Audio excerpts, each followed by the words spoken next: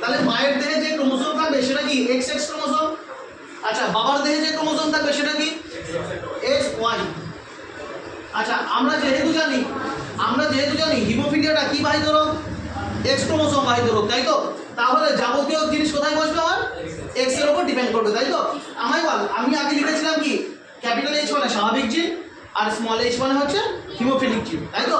তাহলে আমার বলেছে কি হিমোফিলিক মা, তাহলে আমার কি দুটোতেই স্মল h হবে, ওকে?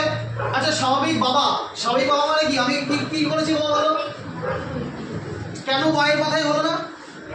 যেহেতু আমি জানি কি এটা X ক্রোমোসোম বাহিত রোগ, y এর পাওয়ারে মাথায় বসবে না। চলো এখান থেকে আমি কি পাবো,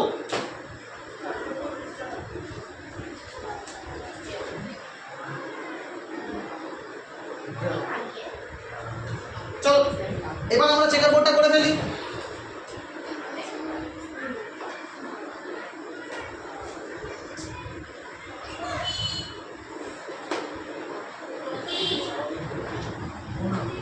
বাবা 3 শুনলো, মা আয়না দিয়ে দেখলো, ওকে?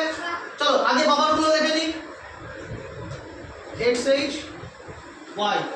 চলো এটাও দেখে নিই, মা হচ্ছে X small h X small h, ওকে?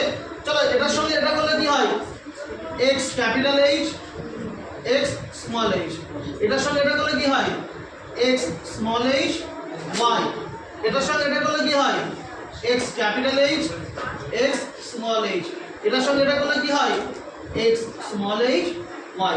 আচ্ছা তাহলে তোরা আমায় বল প্রথমত এটা কি হবে, এটা বাহক, কি হবে বাহক কন্যা না কি হবে বলো, তাহলে বাহক কন্যা। আচ্ছা এটা কি হবে বাহক, কেন বাবা এখানে তো স্মল h আছে, তার মানে কি হিমোফিলিক কি হবে ছেলে, মানে হিমোফিলিক পুত্র, হিমোফিলিক পুত্র। আচ্ছা বলো ভাই এটা কি হবে বাহক কন্যা, এটা কি হবে বল, বাহক হবে, কি হবে এটা কন্যা, আর এটা হিমোফিলিক পুত্র, হিমোফিলিক পুত্র। তাহলে আমি বলতে পারি 100% এর মধ্যে 100% সন্তানের মধ্যে 50% হবে বাহক কন্যা এবং বাকি 50% হবে হিমোফিলিক পুত্র। ক্লিয়ার? শেষ।